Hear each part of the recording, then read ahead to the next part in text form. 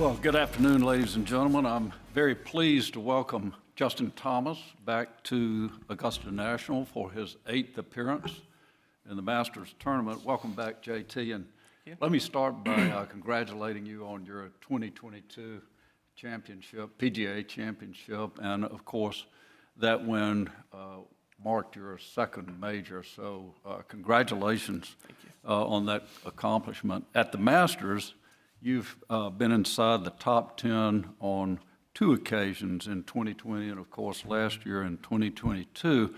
And over those 3 years, those 3 tournaments, you've tied for the most birdies and eagles with 57.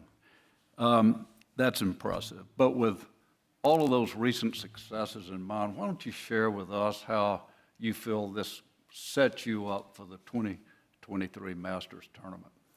Sounds like I need to make a lot less bogeys and doubles from that stat you just gave me. I always love coming here. I think it's a wonderful, just an unbelievable atmosphere and event. Obviously, the golf course is what it is. It's right in front of us, and it is one of those places that the more you play it, the better I feel like you get to know it. And I feel like I have a pretty good, really good idea of how to play it, and at that point it's just about going out and executing and hitting the shots when you need to and making the putts.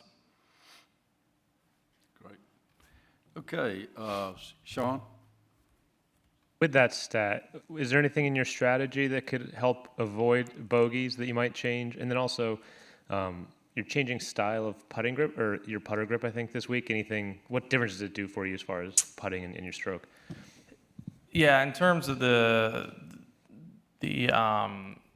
strategy, I mean, a lot of it is just taking kind of each hole and each shot for what it's worth, if that makes sense. So I think you look at a hole like 7, for example. I mean, 7 to me I'm sure a lot of guys would agree, it's a very sneaky hole to where it's a tough drive. It's visually not super appealing. You have, especially as a cutter of the ball, I mean, I realistically have, 70% size of the fairways if you draw it, I would say. But that being said, if you hit a good drive, I mean, I have a wedge in there. So that's a great example of a hole.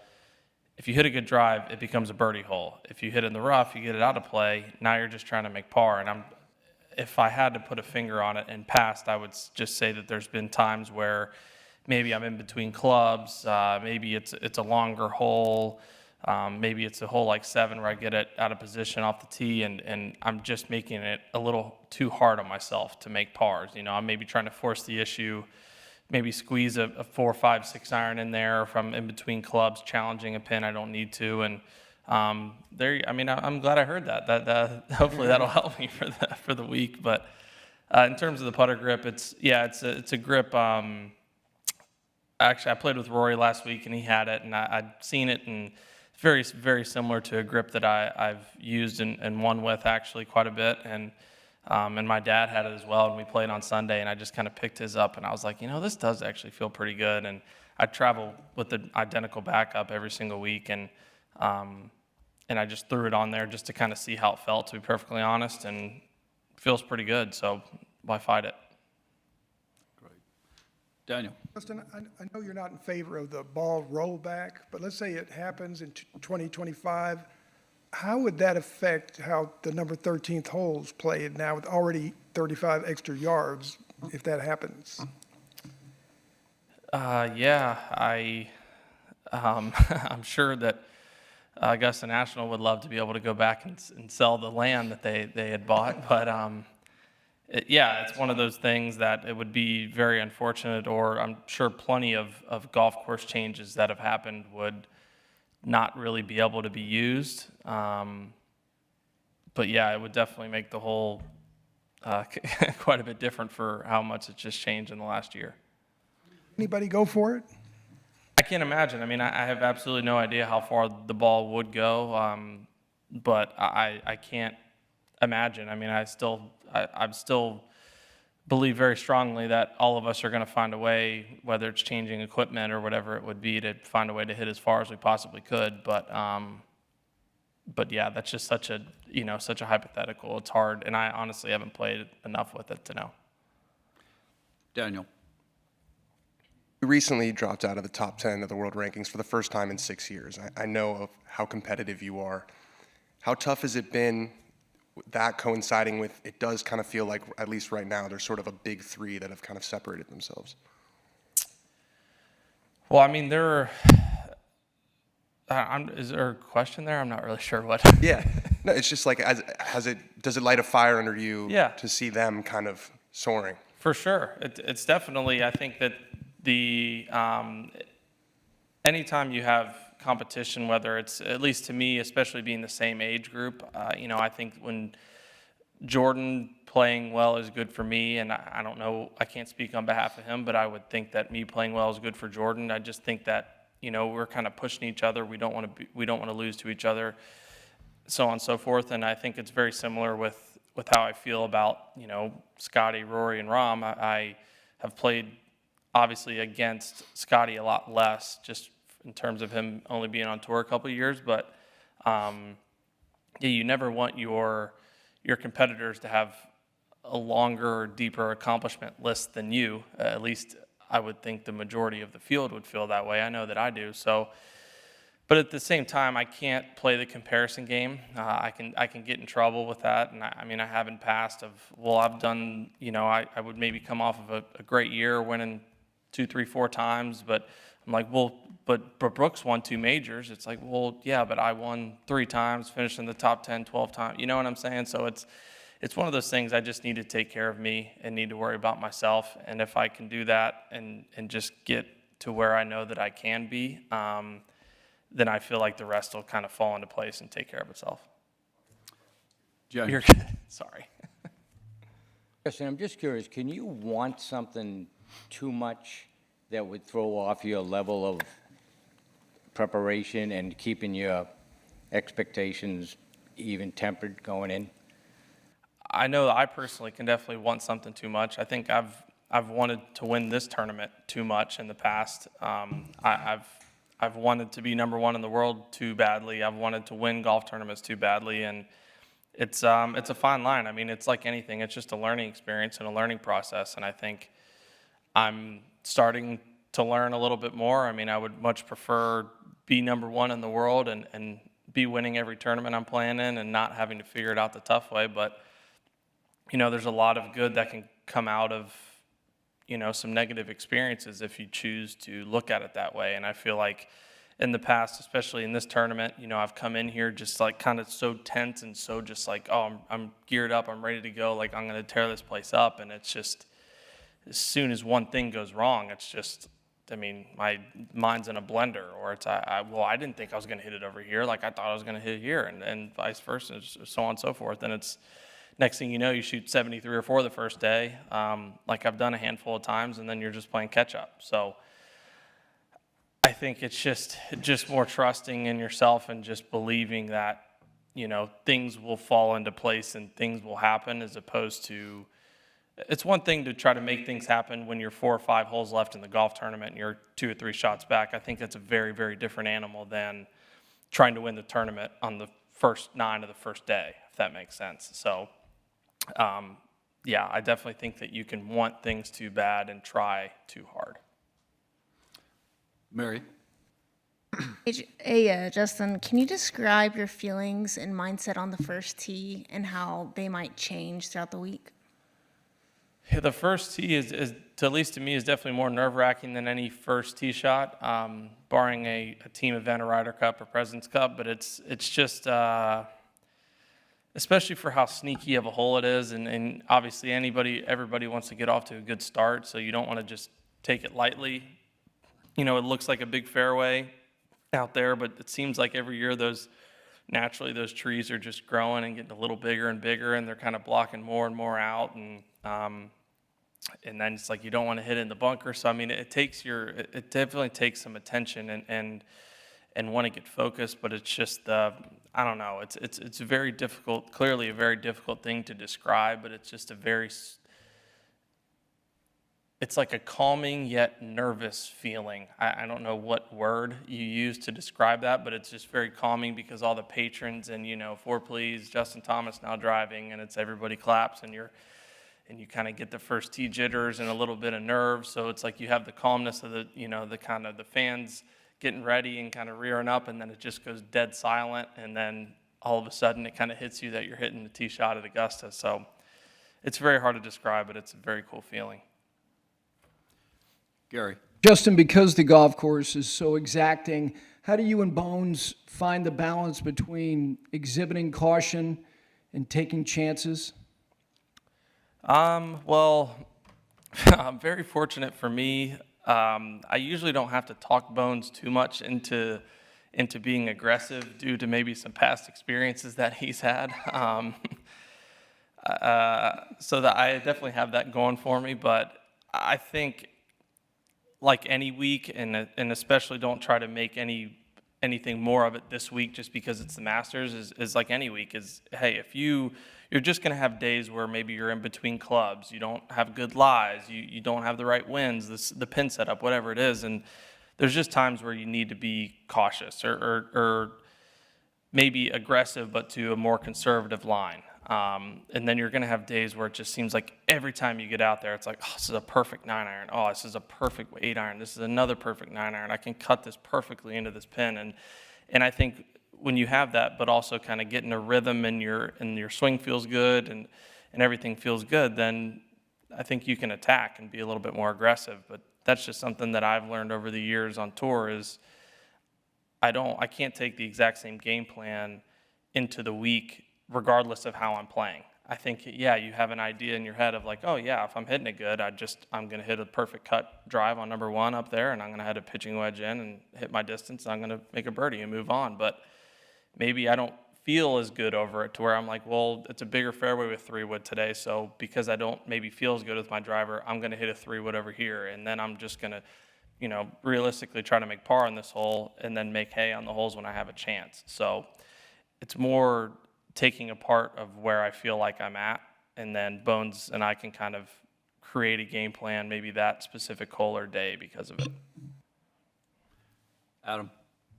Hey, Justin, so you've played here 8 times already.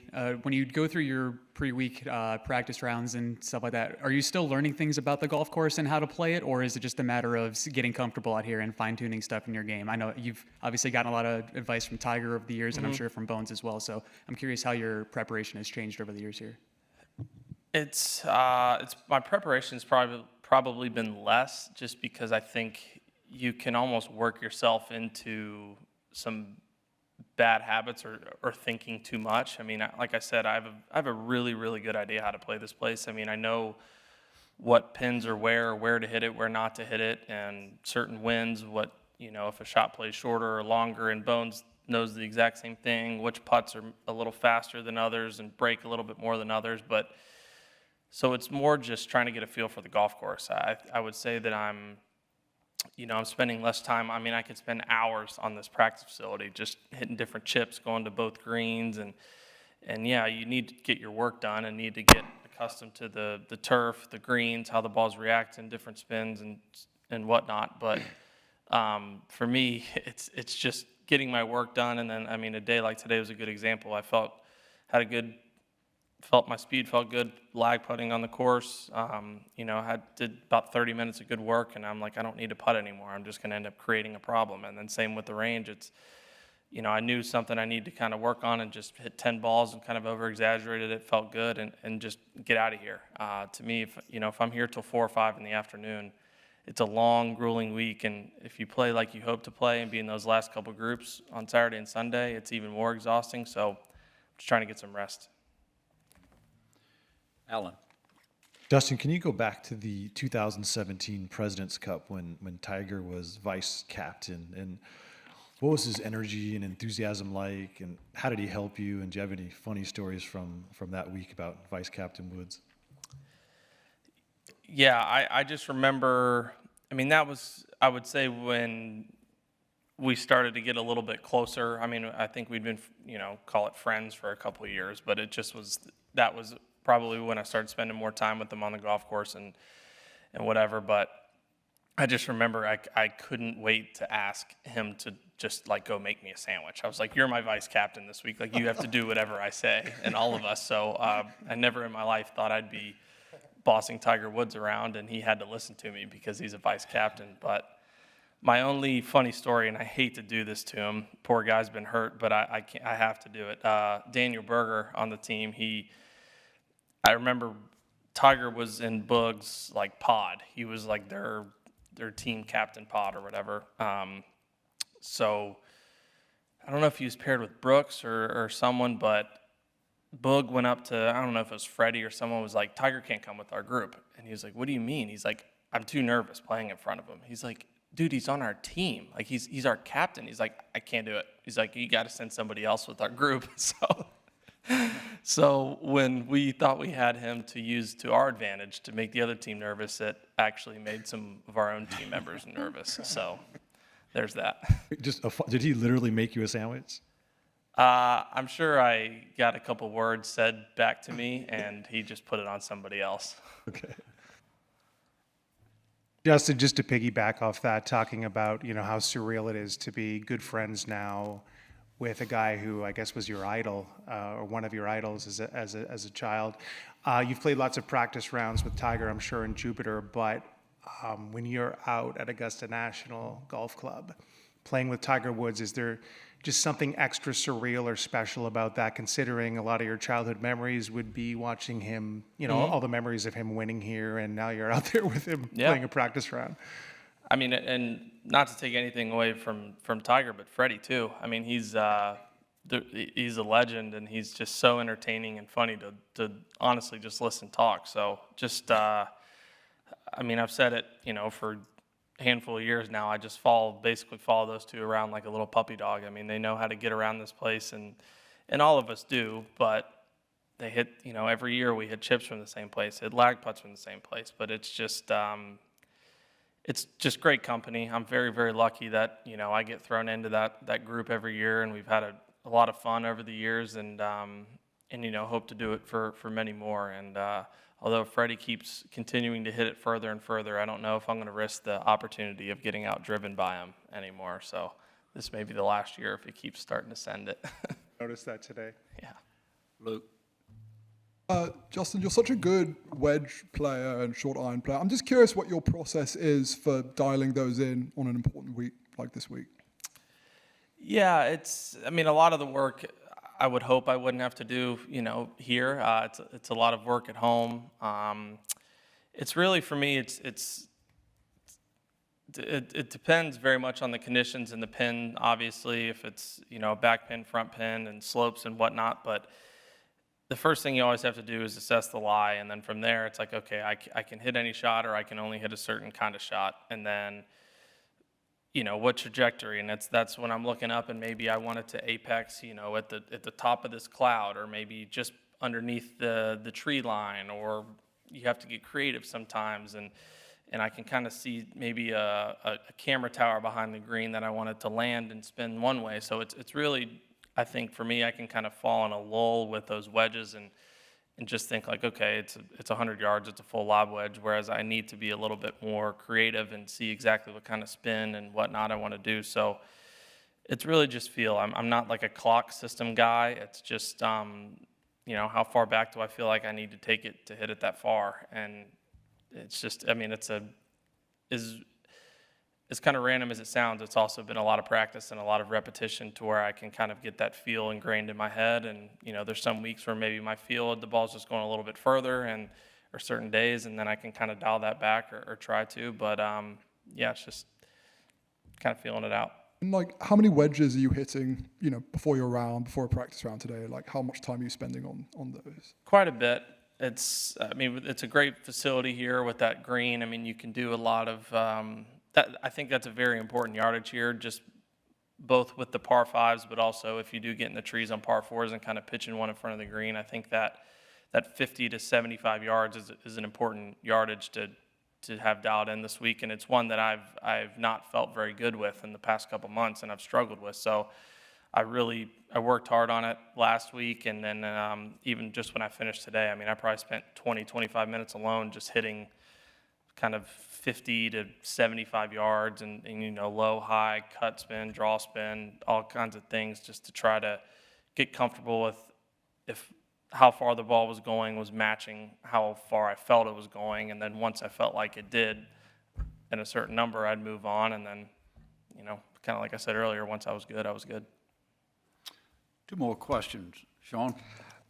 Rory was in here earlier, and he was talking about his 64 last year, final round, holes out, as his happiest moment of his career at this course, and that feeling of being in contention, even if he was still losing to Scotty by a decent amount. I'm curious if you have a happiest moment out here, or a happiest round, or a feeling from a round that you try to replicate. Friday last year was hands down the best round I've played out here. It was extremely windy. It was brutal. It was pretty cold. And I just had total control of my ball. It was just sometimes when I, for some reason, get in those conditions, I just kind of turn something on, and I was just insanely focused. And, I remember I was paired with Hideki and James Pyatt, and James was an amateur at the time, and I just kind of remember almost pumping myself up and telling me, just be like, let's show this amateur how it's done out here, kind of thing, or let's, you sometimes, it sounds arrogant when you say it, but it's just like, hey, I want to show him that he doesn't have this shot, or he's not capable of doing this. And not that it was it was, unfortunately, that's just who I was playing with, so that's just the way that it worked out. It wasn't anything personal, but for me, that was the best round I've played. Making a hole-in-one on 16 on Sunday is, I would have to say, the happiest. Actually, that's not true. The hole-in-one on the par 3 contest with when Ricky and I went back-to-back, that was the most fun I've had out here for sure. Daniel? With the 18 live guys in the field this week, it seems like everyone's getting along and kind of playing nice. Has it been awkward at all, or has it just been business as usual? Yeah, I haven't really talked to any of them. It's I don't know if it's just been coincidence or I've just kind of had the blinders on, but no, it's just been business, and I'm not too worried about what they're doing, and just trying to take care of myself, kind of thing. Thank you, Justin. Yep. Good luck this Thanks. week.